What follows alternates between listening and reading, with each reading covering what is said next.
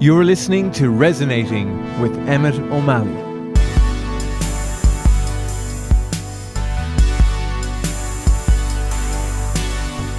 Support this podcast by becoming a patron at patreon.com/Emmet O'Malley, where you will receive exclusive music, podcasts, and videos every single month. That's patreon.com/Emmet O'Malley. Hello folks, it's great to have you all here for episode 2. Welcome. Thank you so much for all the response to last week's episode. It has been really lovely to hear that so many of you enjoyed and appreciated the show. I would just like to ask you, if you are listening on Apple Podcasts, I'd greatly appreciate if you hit subscribe, give me a rating and leave a review. This does help to bump up the podcast so it'll be seen by more people. Also, please subscribe and follow wherever you listen, like Spotify, Stitcher, or on youtube.com/Emmet O'Malley Music. Also, if you have any feedback about the show, if you would like to make some suggestions or just say hello, you can email the show at info@emmeto'malley.com. That's EMMET O'Malley.com. You can hit me up on Instagram, that's Emmet O'Malley Music, and Facebook at Emmet O'Malley Music. It would be great to hear from you, and would be good to know what suggestions or thoughts you have on the show as it's going on. And please share the links to this show with whoever you think might be interested. We're only at the beginning now, but it's just really nice to know that a good few people really enjoyed it. So just, pass it around. If you think somebody might enjoy it, send it on to them. I have a very special episode today. Leo Moran is here on the show today. Leo has been guitarist and co-songwriter along with Davy Carton with the Sawdoctors since 1986. And what can I say about the Sawdoctors? If you don't know them, get on and look them up immediately. One of the greatest Irish bands of all time. And that has been proven again and again and again. I'd recommend the albums. If this is rock and roll, I Want My Old Job Back. This is a classic, that one, for example. Same Old Town, all the way from Tuam. There's a bunch of best ofs out there as well.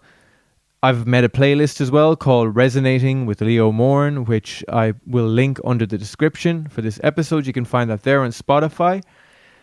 It has a bunch of my favorite songs by the Docs and also some influences that came up in this interview and a splattering of music from that time in Ireland that I thought that was quite relevant to just the culture and the time and place in which the Sawdoctors were exploding in at the time. The Sawdoctors are from Tuam in County Galway in the west of Ireland. I'm from County Galway myself, so it was always incredible to hear an Irish band from the local area who sounded like they were from my local area, that weren't trying to come across like they were a version of something else, like something from Top of the Pops or maybe some UK or American trend or fashion or whatever. And the songs are poetic, they tell stories.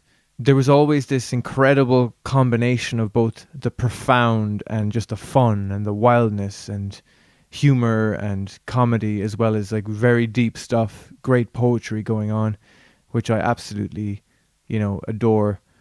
The live shows, of course, completely second to none, had such a reputation. And you'll hear their music all the way across the world. Like wherever you will find us Irish people, you'll hear the Sawdoctors at some point, especially coming up to St. Patrick's Day tomorrow. Happy St. Patrick's Day, everybody.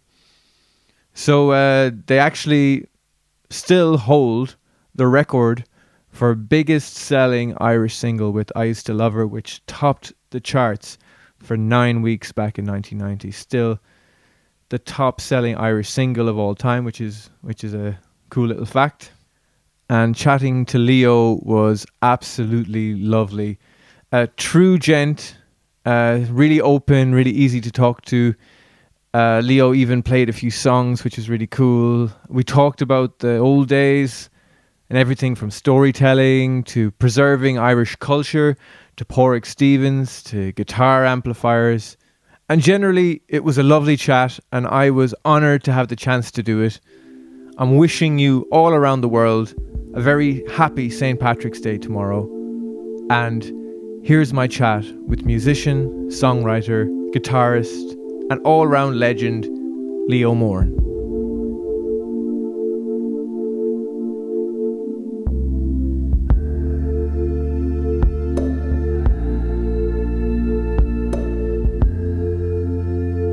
Well, the last couple of years now, I've been playing the guitar with Padraig Stevens, doing his songs, and that's been brilliant. But it wasn't a very busy schedule, so.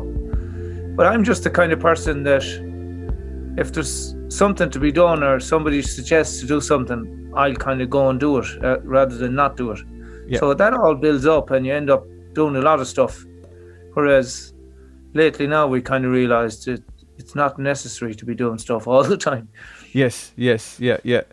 And I'm enjoying Padraig stuff there on YouTube and all that. I've been having a look the last while, and I'm reminded of his kind of passion and like his I think it's this like big love and almost responsibility he seems to have for storytelling, and just kind of I don't know, just putting out there what's actually going on and like framing things in the culture, you know, as well. He's kind of I saw the one Molly Bawn and Brian Og, yeah, really featuring yourself there as well. Tell us a bit about that.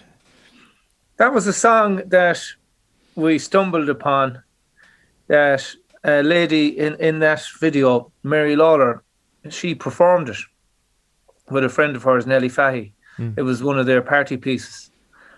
And she said that my grandmother had written the words to it. And we had also gotten friendly, myself and Padraig, with the Screaming Orphans. And we met them at a festival in America, and we went up to visit them in Donegal. And their mother sang the song as well, but a totally different version. So I imagine my grandmother must have heard that song and then decided she'd write her own version of it. So that's that video was compiled as a scheme from the Galway Town Hall Theatre during the lockdown.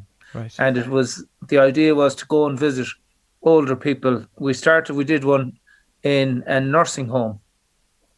And then we did the other one. Then we interviewed Mary Lawler, who was I suppose, a founding member, maybe not a founding member, but an old member of the Tuam Theatre Guild and a very experienced actor.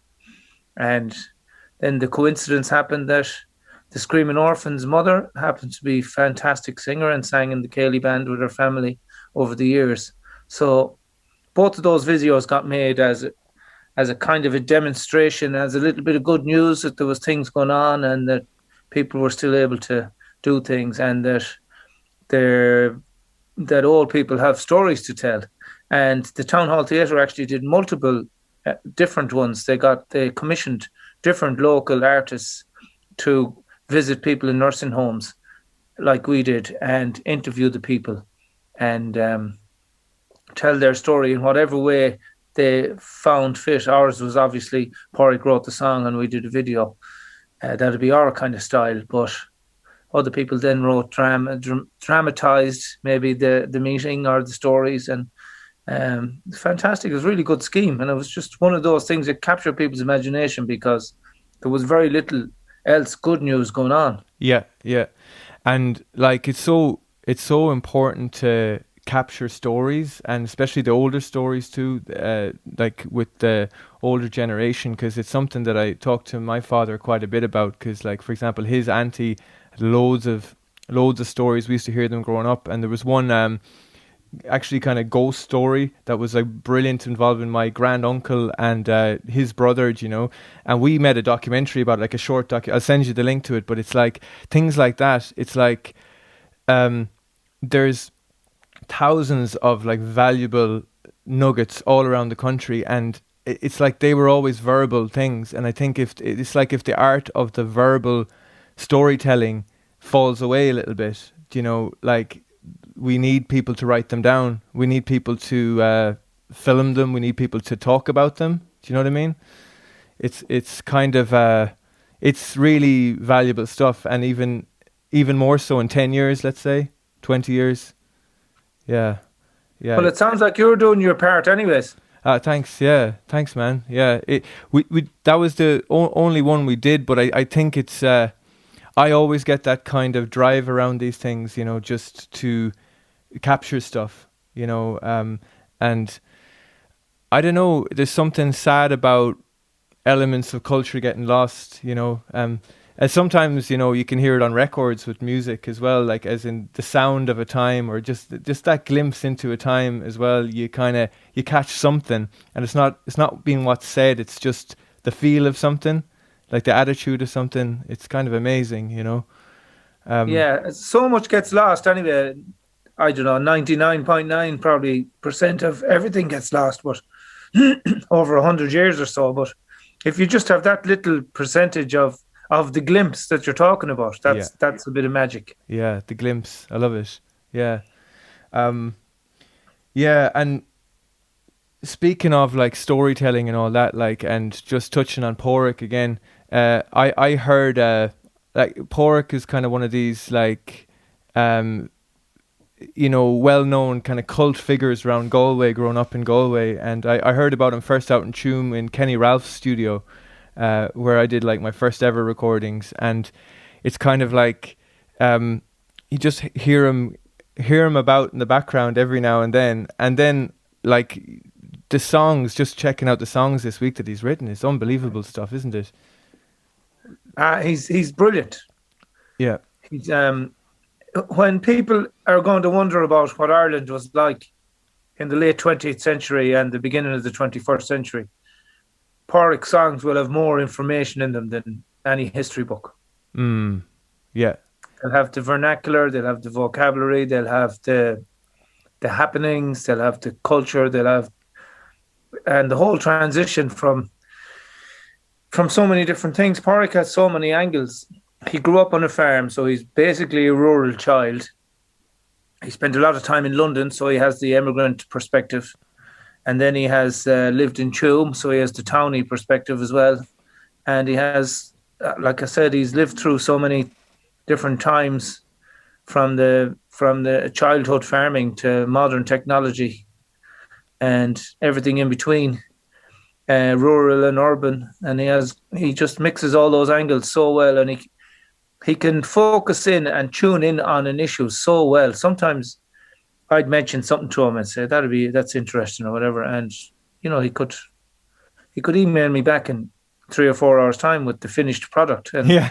Yeah. I mean finished, like Yeah. it Yeah. wouldn't be work in progress. It would be, this is it, the word perfect kind of a thing. Yeah, yeah, and there's no sense of like pretension about him whatsoever. Like, it's as in, this is it. Like, and it's like something I touched on in another interview recently is like, it seems like there's a kind of history of a lot of artists kind of looking outside to kind of be part of things that are almost outside of them, and then you have someone like Porrick and yourselves, and it's coming from like this is my story now, this is me telling it right now the way I'm telling it, and that's precious stuff. Like, I love that, like, you know.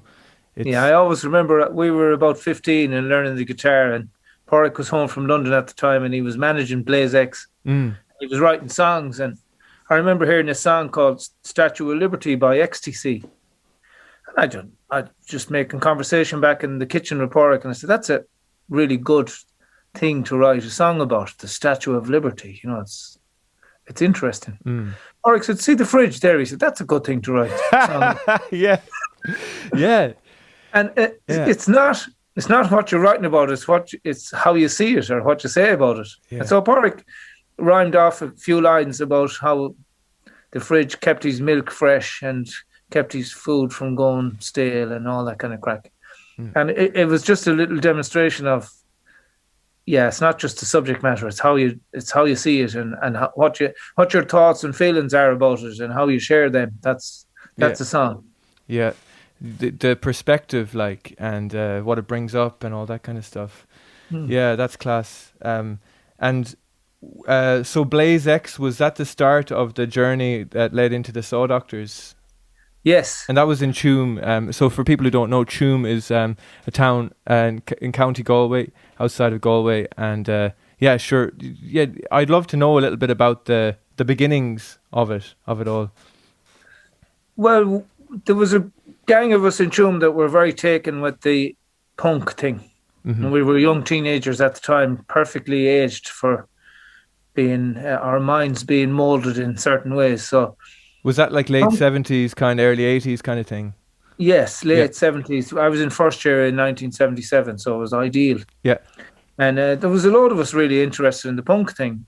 And of course, that gave you the idea that music can be done by anyone. That was a huge part of it. And you didn't have to go to music lessons, or you didn't have to do anything in particular, just make your own version of whatever it is. Hmm. So we always thought it'd be lovely to have a band, but we never thought it would be possible. But we eventually, in 1979, myself and the McHugh brothers, Kilser and Mousy, we bought guitars and we started writing songs and trying to play them. So that was good old crack. But Blaze X kind of stole the jump on us, really, in that they were a little bit older.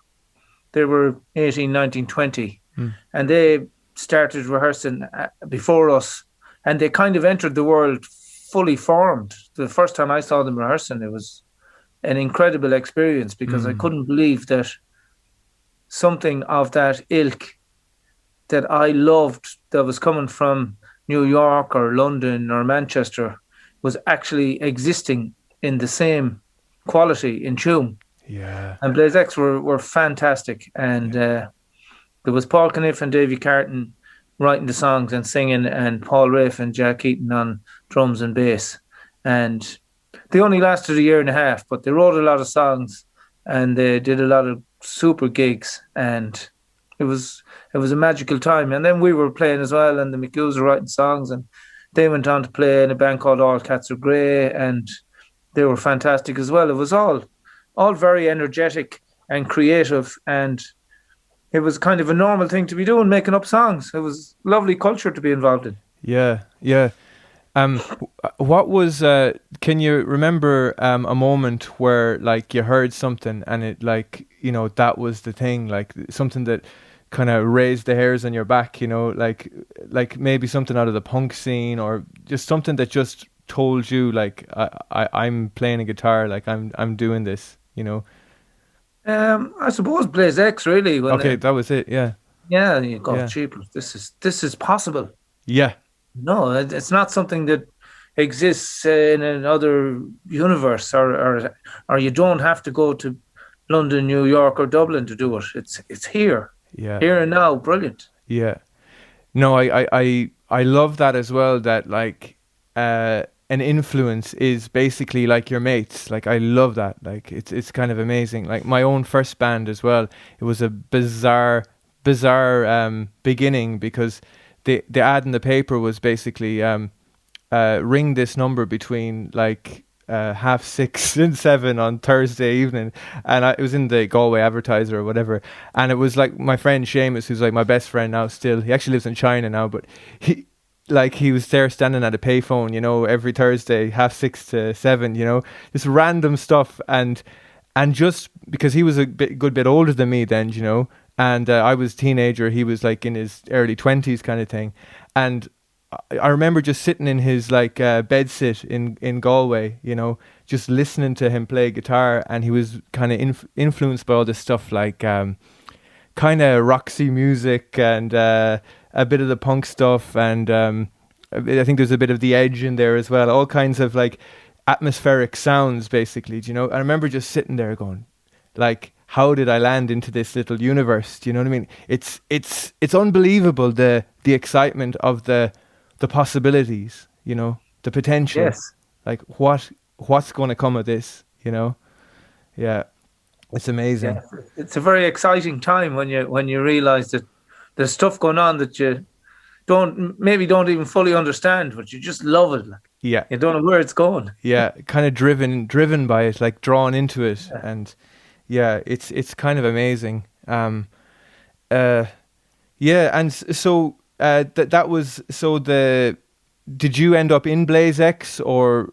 No, Okay. no, Blaze X finished in 1981. And in the mid 80s, then I started playing in a reggae band. Some of the lads had gone to London Mm. and got very interested in the Jamaican scene and the culture of Jamaica. And when they came home to Tuam, they decided they'd form a reggae band. So they did, and they called it Too Much for the White Man. Oh, I've heard of that. Yeah, yeah, Yeah, and they were very good. Mousy McHugh was the lead singer, and he was just a great performer. So yeah, that was great fun. I just happened to be hanging around, and I had a guitar and an amp, and I wasn't doing anything else. So yeah. I was co-opted into the rhythm guitar section. Yes. But it was great crack. It was a great band. But then I had started to get to meet Davy Carton, who was in Blaze X, and I'd always loved the Blaze X songs, and I knew there was a load of them hanging around that seemed to me like they were never going to get heard again. Right. Yeah. So we started to resurrect some of them, and his neighbour was Mary O'Connor. She's a brilliant singer. Right. So she was actually, that was the first thing you could call the Sawdoctors was Mary O'Connor singing, and Davy doing backing vocals mostly, and me playing guitar. Mad. Yeah. And was that like around Tuam? Were you Yeah. a gigging band in pubs and stuff like that? Kind of, yeah. Okay. Not many gigs like. But Yeah. And the focus was on writing stuff as well, was it? yes, Yeah. once we started resurrecting the older songs, then we started thinking, oh, we'll try and write a few more. Yeah. Yeah. Writing songs is the best crack, really. It's the most satisfying, exciting thing when you write something you like. Yeah. And then you never know if it's really going to connect with people or not until you play it in front of people. So sometimes you write stuff and you love it, and you play it in front of people and they go to the toilet or something. Yeah. That happens quite often. I mean, people who like your song say, oh, everything you wrote is great and I love what you do. But it's not like that at all. It's like, as you know yourself, you have to go through, you have to write all the songs to get an odd good one. Yeah, exactly. No, for sure. There's something so I had a good listen to, like, like all the back catalogue and stuff in the last week. And so what I kind of stumbled across was, so the album, If This Is Rock and Roll, I Want My Old Job Back. So that's 1991. So 30 years ago, that album came out. It's unbelievable, like. But so that album was the first impression I had of you. I was probably 8 or 9 or something at the time, but I had the tape and I wore this tape out, that was on like day and night. Unbelievable. So, it's that kind of thing. It's like something as part of my own growing up, it's embedded in there. Like, so when I listen to it now, it has I know the words of all all these songs, And what did it sound like to a child? What kind of a world did it feel like it was coming from? It felt like a bit of freedom, a bit of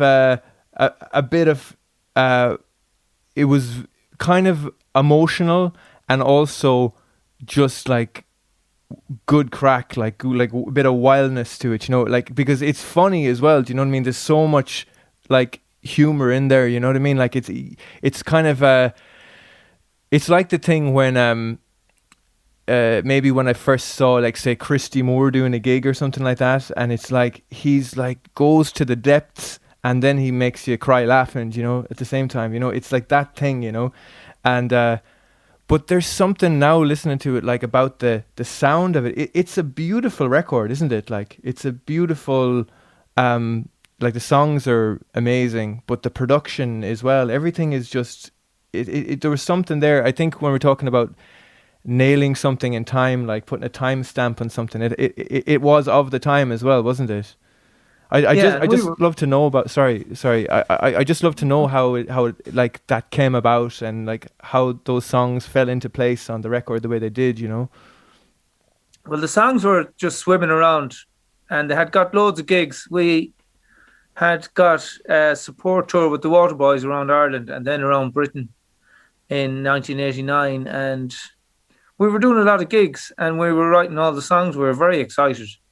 So having the repertoire for recording the album was a fait accompli. So Phil Tennant then was the producer, and he recommended that we'd go and record it in Loco Studios in Wales near Newport. Ah, okay. where we had recorded 3 songs already that were going to be on the album. We'd recorded Sing a Powerful Song, It Won't Be Tonight, and I Used to Love Her. Mm. And we'd gone to Wales as well to record them and got on really well there and enjoyed it. Just the idea of being in a residential studio was fantastic. It meant that we were all there on site all day, every day, and you were concentrated on getting the job done, and we worked late and just really enjoyed it. We'd loads of songs to record, so we were busy. Yeah. And it was a wonderful experience, a great privilege to be able to go and record in a residential on-site place where you're just tuned in all day, every day. Yeah. It must have been magic hearing some of those songs come together as well. Like something like Sing a Powerful Song, for example. That's, you know, it's just unbelievable. Like, I think the thing about it, I just listening back to them all, is like they kind of, like, I know you're from Galway listening to it. Like, I know that you're from the west of Ireland, you know, like the your accents are there, which is really important to me. I love it. Like, you know, it's like you're talking about the real stuff that's going on of the day. So there's like this folk music element to it. There's this kind of entertainment to it as well. And the something about the sound as well. Like, the band was who was in the band, or what was the lineup back then? Because it's quite a big sound too, isn't it?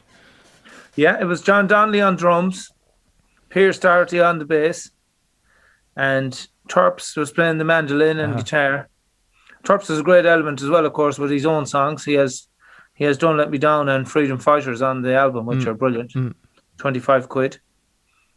And then the extra factor then we had was Tony Lambert on the Hammond organ. He was a master musician, and the accordion. We had drafted him in on the first run in Wales.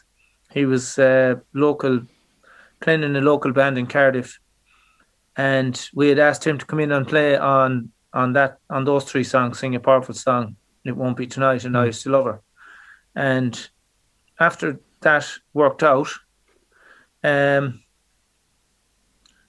well, let's see. Yeah, I Used to Love Her became a hit, and Tony moved to Ireland. So when we went back to Wales, Tony was playing on the album, and it was amazing to have that huge organ, rich sound, classic rock and roll sound on the album. And so there was a lot of different elements going on. Phil Tennant was a great producer, and it was just Tim was doing the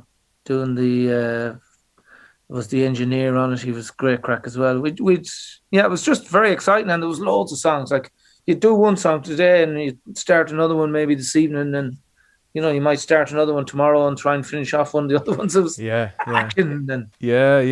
loads of creativity, and like, we would have been playing the songs live, and we were decent. We were a good fun band live, but we weren't that accurate. Like, we mightn't always be completely in tune or in time or whatever. So when you go to the studio, then the microscope comes out, and you have to get all these things to a higher standard than you're normally able to do, say, doing gigs. So that was a good challenge as well. But it was lovely to hear them getting worked on and getting you know, what would you say, refined a bit, or just getting everything right. Like, it was great fun.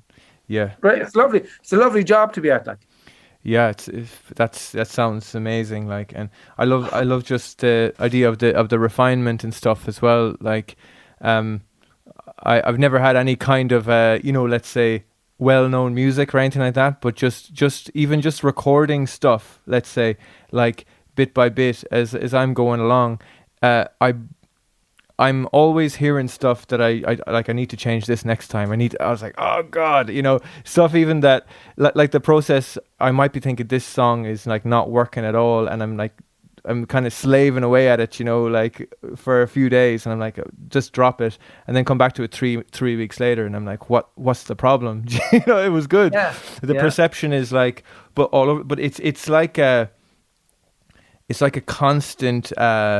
It's a constant journey. As long as as long as, like, let's say, like, there's an openness to know things can change, do you know? Because, like, things can get better, or if I keep driving this idea into the wall, it's going to get worse. You know, just the things don't stay the same. No, and it's dangerous because sometimes you can refine things too much and you lose the essence of them. And Yeah. people will say to you, "Oh, the all rough version was much better than what you after ending up with." Yeah. So that Yeah. can happen too. Anything Yeah. can happen. Yeah, definitely. Yeah. Yeah, and one of the themes on it, like, that comes through a lot is like the theme of emigration at the time. You know, that's coming through a lot of the songs there, which is a great, like, it's a great kind of document to have as well. Like, was there a lot of people, you know, like, at the time, like, leaving the country, or was there? Tell me a bit about that. Oh yeah, and a lot of the songs were written in the late 80s, and that was a time of great immigration for my generation. They were, you know, after coming out of school, early 20s, and there was loads of them over in Philadelphia, New York, and London, of course. And so yeah, we had friends. I had people that'd be writing letters to on a regular basis abroad. People I'd grown up with, gone to school with, or played sport with, or whatever. So that was just a natural enough thing. And then the amazing thing about it was that when we had a bit of luck and a bit of success, we were able to go and play in these places and go and meet them, and they'd be able to come to the gig. So that was a lovely consequence of how lucky we were. Yes. Yeah, so this following sprung up around the world, which is kind of incredible. Yeah. Yeah, what was that like the first time kind of going away to, like, let's say, the States, and knowing there was a bunch of people there dying to hear it? Like, how was that? Well, when you write songs from, as you know, like, American rock and roll culture is sort of the zenith of what you're thinking about. Yeah. Like, we loved all the Buddy Holly stuff, and, you know, Tom Waits and Springsteen and God knows who else, all the American songs, Bob Dylan. And so when you've written a load of songs and you've seen them working in front of people, and we'd seen them working in Ireland, and we'd even seen them working in Britain, and then to be able to put them in a bag and bring them down to Shannon and bring them to America, like, and see what they're going to sound like in America, that was very exciting, because you were bringing your version of rock and roll to the home of rock and roll. Yes. And it was lovely to see how that worked. Yeah. It was lovely because it made you feel like you were a part of what you wanted to be a part of. Yes. In your own little place in the scheme of things. Tiny little place. Nice. Hello, folks. It's me, the Patreon fairy. Sorry to interrupt the podcast, but I would just like to say that if you subscribe on patreon.com/Emmet O'Malley, that is EMMET OMALLEY, he will be very happy, because he will be able to continue making these podcasts. You will get over 2.5 years worth of exclusive material immediately by signing up. Also, you will get one podcast per week that you can't get anywhere else. It's called Private Pod, and you will get exclusive music and videos every month. Sign up at patreon.com/Emmet O'Malley.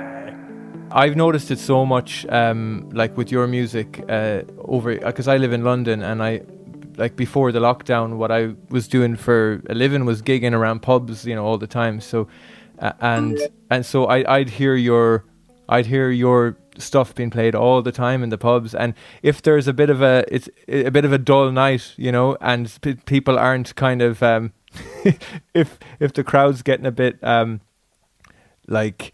disinterested, let's say, like, all I have to do is pull out a Sawdoctor song, honestly. Do you know what I mean? Like, it's got that effect. It must be. I was talking about this kind of effect with a couple of people. I did it the last podcast with who wrote some kind of, you know, really well-known songs as well. And it's like, how does it feel that something that was in, like, let's say if it was N17 or something like that, like a germ of an idea that was within you guys, and it's like a nice thought or it's an interesting idea for a song, and then suddenly it's coming out of speakers all over the world. Like, that must be bizarre to think about.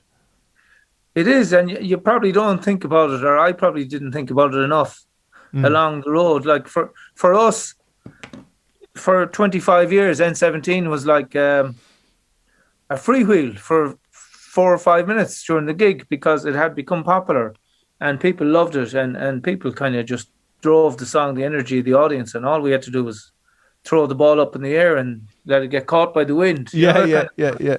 And that's what N17 had become to probably me. That was my impression of it. It was like this, we know this is going to work, we're going to play it, we're going to enjoy it. You can be twiddling around on the guitar, making it a bit interesting for yourself so that you're not doing the same thing every night. Like, Yeah. having a bit of crack. And so I wouldn't really have thought about it from, I would have kind of forgotten where it came from, or how small it was, what a tiny little seed it was when it appeared. Yeah. But I do remember when we wrote it, and the first time we played it in public was up in the front bar of the Hermitage Hotel Disco, late bar, and on a Sunday night. And I remember we were just sitting in a corner, and like that's what you're saying now, some people were listening and there was more not listening. But when we did N17, Davey sang N17, people got interested. You could see that it immediately drew people in. It was amazing. It was like, it was a litmus test, and it passed it immediately. Yeah, it just blows my mind, those little moments, to hear about them, like that kind of, almost like there is a lock that's been opened, the code has been put in some way, and it's like it's unlocked something in people, identification and like intrigue, like what's this? It was a double whammy for us, because we were a bit embarrassed having written a song about the Galway Road, because the Galway Road really wasn't much of something to write a song about. It was a bit like the fridge, Yeah, totally though. Yeah. And we were thinking, well, are people going to laugh or slag us for having written a song about the Galway Road? But it was the opposite. People thought, oh, this is amazing that the people are that's a good idea.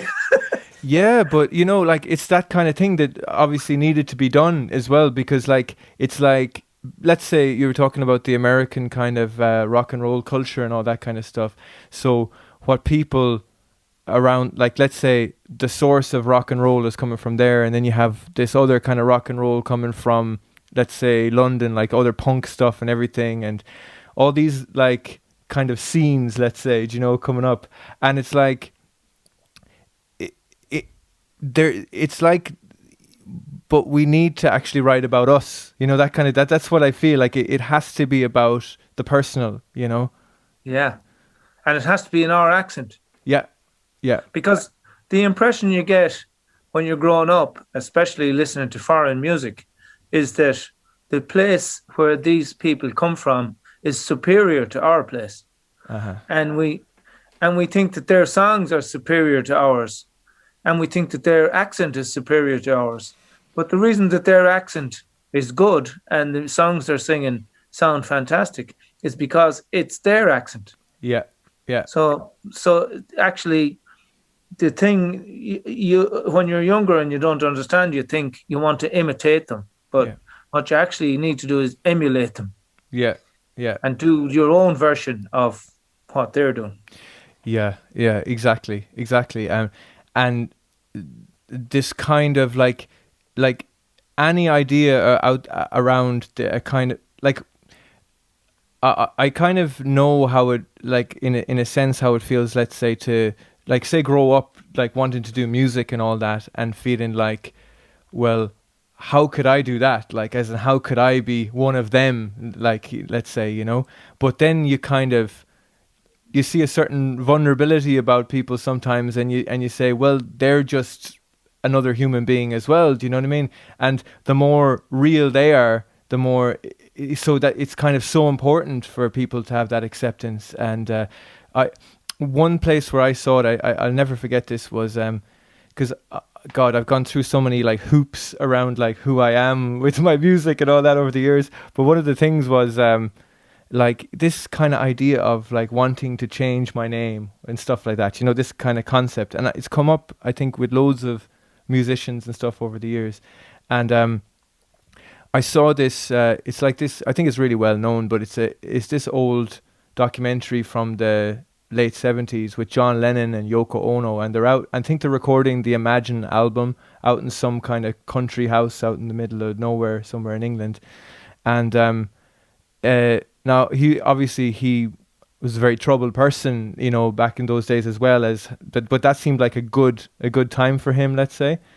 And one thing that I just got was like, it was just him walking around, talking to people, chatting to the musicians, hanging around with Yoko and all that. But it's like, here's a person who's living in his own skin and is completely and utterly just himself, you know. And he's good crack, you know. He's good. He's a joker, you know what I mean. He's not trying to be anybody else. But the amount of people who tried to be John Lennon, you know what I mean. Yeah. The amount of people is, I'm going to be like him. So, but one thing he didn't do was try to be like someone else. You know, maybe he did when he was young. There must have been some kind of influence. But I just find that authenticity and like just being yourself is the hardest thing sometimes, but the most important thing. Do you know what I mean? Yeah. That's, if you want to be like John Lennon, that's it exactly. You have to just be yourself. Yeah, exactly. That's how he did it. Yeah.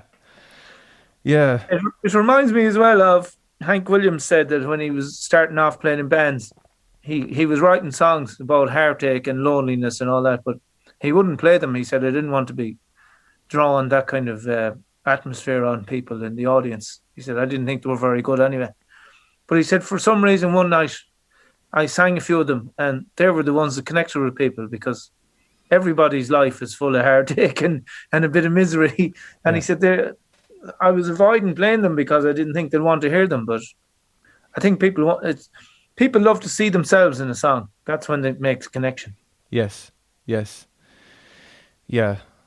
That's like, that's it. And I think, but it's unbelievable. Like you yourself and the Sawdoctors like have achieved that again and again. Do you know what I mean? Like in so many cases, it's quite an achievement. You know, like that, like reflecting. It's like a back and forth thing almost. You kind of send something out and it's reflected back. It's almost like the energy of a live gig or something. Do you know? Yeah, it just keeps going back and over. It is. Yeah, that's. We thrived off the energy of the audience always. We were very lucky to get it. Once you get it going in the right direction, you're very lucky, because it has a tendency to just get stronger and stronger. Yes.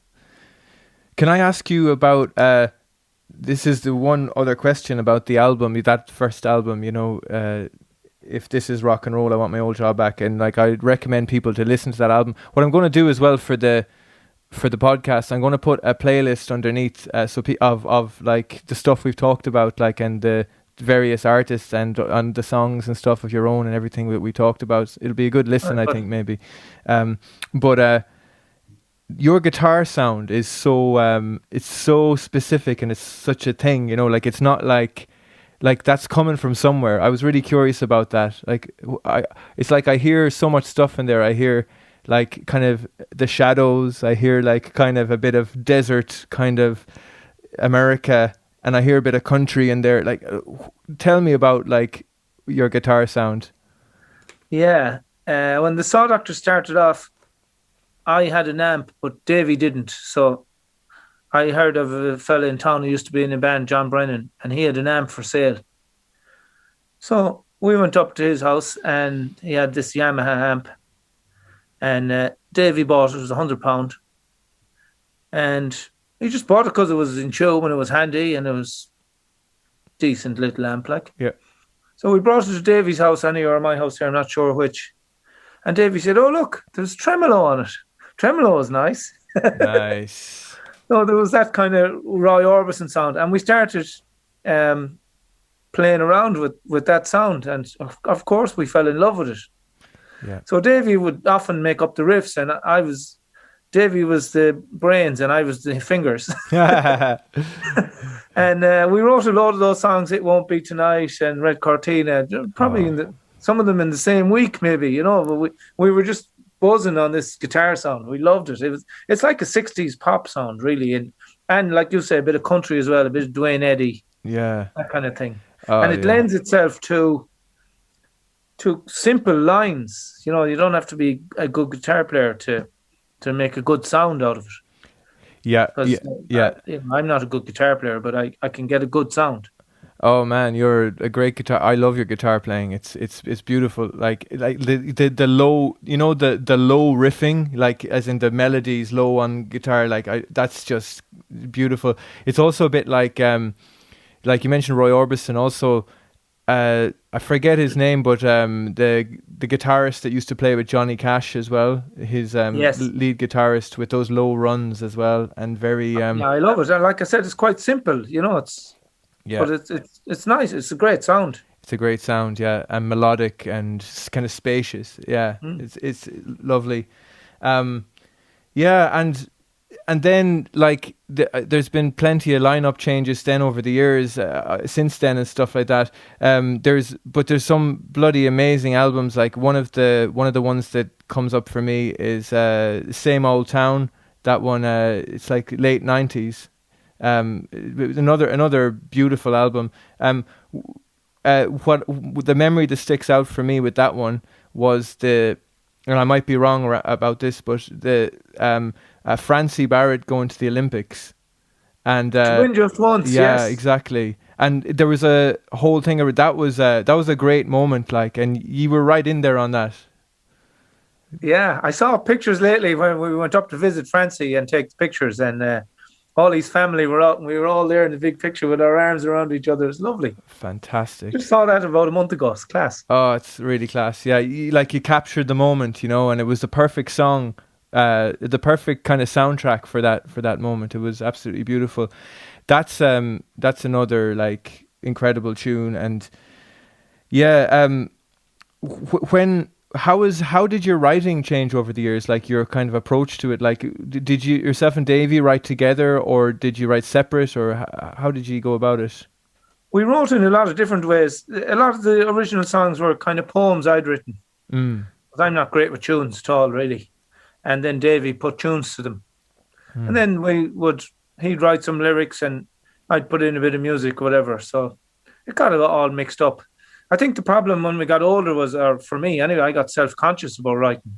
I've stopped writing that much because I think I think one of the problems as well is after having success and having songs that worked, you don't want to write a song that doesn't work. And that's a bad attitude. You have to write them because they're all not going to work, and you can't expect them to, and you just have to go through them. Yeah. Put them all out and see what happens. So did a pressure come in or something, kind of a like self-doubt or something like that? Yeah, just self-consciousness, I think. Thinking, God, I was sharing a lot of my life with people in the songs, and I maybe didn't feel as well able to do that anymore. But of course, people don't see you in the song at all. They see themselves. Yeah, that's it. That's it, yeah. And it might seem very personal to you, and you might feel like you're not fully able to share it. Like as you get older or whatever, I got self-conscious, but that's stupid because people, like I said, people don't care about you. It'll either connect with them and they'll see themselves in the song, or it'll just disappear. Yeah, and one or the other. Yeah, definitely. And you mentioned like around the poetry side of things as well. Like the one thing I kind of noticed a few years ago now, like, and I'm not sure if you're kind of posting this kind of thing anymore, but I remember you were doing a lot of writing, like as in writing, not songwriting, but just writing kind of like prose and stories and stuff that you'd gone through. And I thought the writing was like beautiful. Did you still write away now, or? little bits and pieces, not much. Every now and again I get a notion. Yeah. But what I used to be writing might have been what you were reading was just the little tour blogs. So Right. Yeah. it was nice to experience all these different places and to record them. And I always thought, to try and I like reading a bit of travel writing myself. So I was thinking if I could do the same for other people, give them a little glimpse into what it's like being in whatever particular place we were in at the time. Yeah. And just to pass the day for me, like. Yeah, while you were out touring at the time. Yeah. Okay, Yeah. cool. Yeah. No, I love that stuff, and yeah, I would maybe I'm just kind of planting a little seed, but I'd say people would love to read that, you know what I mean? Like generally speaking, do you know what I mean? Well, I read back on some of them now, and they come up in Facebook memories and stuff, and I'd say, 1 out of 3 of them is probably fairly good, but 2 out of 3 are middling kind of. But there were that's writing, like that's it again. That's it. Yeah, it's sounds just like the thing we're talking about with songs and albums, and the process generally. Like it's kind of hit and miss, and then you have to just kind of nurture the hits and forget about the rest. Yeah, don't get discouraged just because it's not a hit, like, because that's the way it works. Yeah, man. Yeah. Would you like to play a tune? I don't mind. Yeah, I have the guitar here. Yeah, if you want it, it'd be absolutely lovely. Any requests? Let's see. While we were talking about it, would you sing a powerful song? I wouldn't be able. Would you believe? Yeah. Let's see. Can't sing it. Davey wrote that one for his own voice, and his own voice is very, very different level to mine. Sure. Let's see.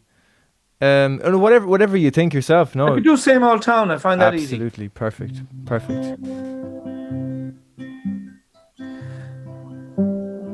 Same old faces, same old streets, same old people is all you meet. Too long waiting, standing round. I'm sick and tired of the same old town. Same old Monday, closed all day. Farmers and their wisps of hay. The same old hanging around the square. The same old spoofers, same old stares. You're welcome back, yeah. Bang the door. This Christmas time and the time before.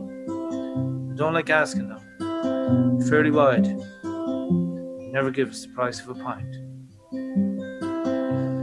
I go out for a walk to see if there's news. The rain on the path leaking into me shoes.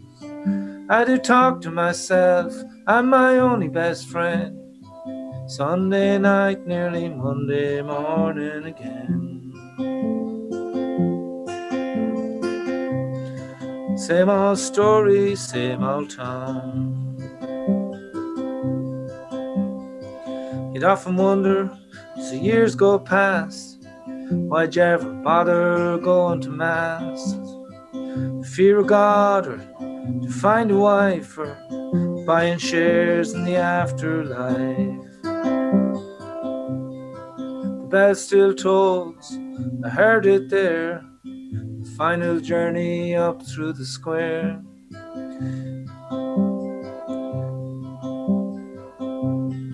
I forget it now. Bell still tolls, I heard it there. The final journey up to the square. Shop doors close and blinds come down. Same old story, same old town. I do howl at the moon, I go barking at dogs. Take off all me clothes, lie out in the bog. I do talk to myself, I'm my only best friend. Sunday night, nearly Monday morning again. Same old story, same old town. Same old faces, same old streets, same old people is all you meet. Thanks, Leo. That was beautiful. Lovely. Thanks so much. Not at all. My pleasure. That was absolutely brilliant. I'm a bit out of practice, but sure, that's no harm. Oh, I that was lovely, lovely. Yeah. So, you know what? I'll ask you a couple more questions, and we wrap it up, because that was absolutely beautiful. I just wanted to ask, what are the things that are getting you through this time? You know, this like last year of lockdown and uncertainty. What keeps you going? Different. I seem to be so busy doing nothing. Like, you know, I'm playing a bit of guitar and eating and drinking and cooking, walking. Just there's different things going on all the time, and I'm not bored anyway. Yeah. But I do miss the sociability of things, and I'm dying to bring the guitar up to the pub on a quiet night. I have every intention of the first Tuesday we're allowed back in, just to go up and tell a couple of people to come for a few songs, and no big deal, just get a little session going. Yeah. And definitely a quiet night, because, as you know, playing in pubs and at the weekends is tough work. Yeah. But it's a bit easier during the week when whoever is in is kind of half interested in the music, at least. Yeah, exactly. Yeah. No, I totally hear you there. It'll be nice music-wise with people in a room to kind of press reset a little bit. You know, it'll be reset and it'll be a bit different than it was before. But I think people are kind of yearning for it now as well at this stage, you know, and there's only so many Zoom gigs you can do. Communal singing is a very therapeutic thing. It's a very important thing in people's lives, and we'll really realise how brilliant it is when we get back to doing it. I did a little session up on the square there last year. They were collecting for Simon Community, and my friend Mighty Corcoran came up, and he brought his guitar, and we just had a session on the square. Now, there was nobody listening to us, but we just went through all the old songs we used to sing years ago in the pub, and God, there was loads of them. He remembered loads of them, and it was just so much fun and so enjoyable. And so I look forward to bringing that one indoors. Yeah. Brilliant. Well, yeah, I'm excited for you. I'm looking forward to when that all happens as well, and I'm also looking forward to, you know, getting back to Galway, you know, whenever I can. I definitely miss like everybody now at this stage, you know what I mean? And that'll be, I think something's come up these days of just not taking things for granted anymore. You know, the simple stuff. Like I've been living here for 9 years now, but it was always very simple and cheap enough to just like get on a Ryanair flight just back home or whatever. You could say, oh, I need to go back home in like a week or 2 weeks, and it was just kind of normal, you know. And these things, nothing's permanent, you know. Like we can't rely on any of that stuff. So just the simple stuff is going to be appreciated more than ever, I think, now. Yeah, and our lives are short. Even if, like, my uncle died there now last month. He was 94. Oh, and sorry. It's a great amount of time and all that, but it still goes in a flash, like. So yeah, exactly. We've no time to waste. Yeah, and no time to be what we're not either as well. Do you know, like we were saying earlier about being oneself is so important, you know what I mean? And I hope that you know, lots of young musicians, and I'm sure there's plenty of young musicians who take that from you guys as well, that, like, you know, tell your story and really be yourself. You know, I think people, did you feel like in the last, say, 10 years or so in Ireland that there's more kind of interest and acceptance in that anyway? Do you know, like there always has been, but I mean like as in just people being kind of vulnerable and open about who they are it's like I just feel now is that if you're young and you're starting out, like there's never a better time to be you. Do you know what I mean? Yeah, well, I imagine that your average 13 or 15-year-old now is about 10 times more mature than I was, and knows more about how things work and how the world works. Yeah. And is probably, like you're saying, a bit more at one with themselves and knows themselves a bit better than definitely we did, or I did anyway. I was a very immature teenager. Me too. And it was grand. It was okay, but I do admire the kids now that just seem to know how the world works. Yeah. It's great for them. Yeah. Yeah. Definitely. So I just want to thank you again for doing this and for being on the podcast. My pleasure, and it's lovely talking to you. Yeah, you too, Leo. And I hope to see you in Galway at a session, maybe. When we're allowed later in the year, something like that. Yeah, you might come to Tuam. I will, of course. In a flash. Yeah. Would it be too cheeky to ask you to sing us out with something? No. All right. I'll try. I wrote a song. Yes. I'm not sure if I know the words, but I'll try them. This is definitely work in progress now. So okay, fantastic. Something could go wrong.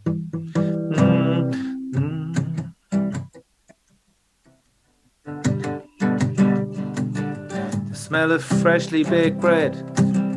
There's no better start to the day. It'll always be butter for me. Doesn't matter what they say, but I'm getting awful fond of the sweet stuff, chocolates, biscuits, and toffees. I'm getting fond of the wine back in Lidl, and I've tried every beer from the offie, but I miss the sea, the call of the gulls, the salt in the air. Looking across at the stoned hills of Clare, mirror reflection on the chemist of days, the whiff of the seaweed and the swish of the waves. I go out for a spin on the bypass, take the old car for a run, open her up on the straight, see if she still do the ton. And I never watched so much telly. I'd be drinking a beer or sipping a scotch. I watch people watching the telly and talking about what they just watched. But I miss the ocean, the call of the gulls, the salt in the air. Looking across at the stony hills of Clare, mirror reflection on the chemist of days, the whiff of the seaweed and the swish of the waves. I wasn't out since Christmas. Ah, stop, will you leave me alone? I'm trying to get out, I'm trying to get going. Ah, stop, will you leave me alone? I'm trying to get going. Oh, the call of the gulls and the salt in the air. Looking across at the stoned hills of Clare, the mirror reflection on the chemist of days, whiff of the seaweed, the swish of the waves, and the long walk out for a dip in black rock. You be shivering and shaking, pulling back up your socks, and your hands on the coffee, yeah, warm in your hands. Will we go again tomorrow? Yeah, making that plan. I wasn't out since Christmas. Yay! Good stuff. I love it. Brilliant, Leo. Thank you so much, man. It's a bit topical, that's all. That's it. Yeah, lovely song, man. Brilliant. Yeah, so in Tuam, whenever we are released, I'll see you in Tuam, and I'll back and you up. It'll be a Tuesday night now, or a Wednesday maybe, or Perfect. one of them nights. Perfect. We'll do it.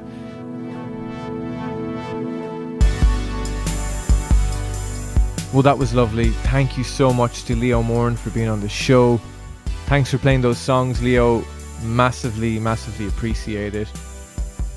If anybody wants to hear more Sawdoctors, more Leo, some Padraig Stevens, Waterboys, all kinds of stuff, go to the Spotify playlist that I've made. It's called Resonating with Leo Moran. It's in the description. Have a listen. It'll be a nice thing to put on washing the dishes or driving or whatever you're doing this week. Thanks again for being here, folks. Don't forget to share and like and subscribe and all that stuff. And I will catch you next week. Bye-bye.